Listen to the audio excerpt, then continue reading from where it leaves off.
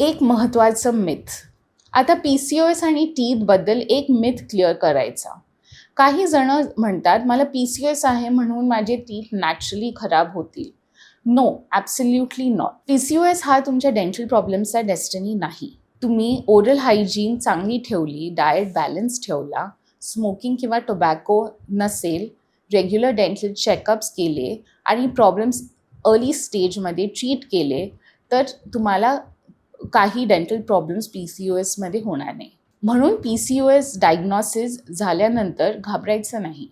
फक्त एक गोष्ट करायची, ओरल हेल्थकडे आपण एक्स्ट्रा अटेन्शन द्यायला पाहिजे आणि डेंटिस्टची अपॉइंटमेंट लगेच बुक करायची. सो तुम्हाला PCOS आहे तर periods, weight, hormones and fertility यांच्यासोबत तुमचे टीथ पण इम्पॉर्टंट आहेत and specially your gums. Everything is connected आणि ओरल हेल्थ ही तुमच्या ओव्हरऑल हेल्थचा एक भाग आहे.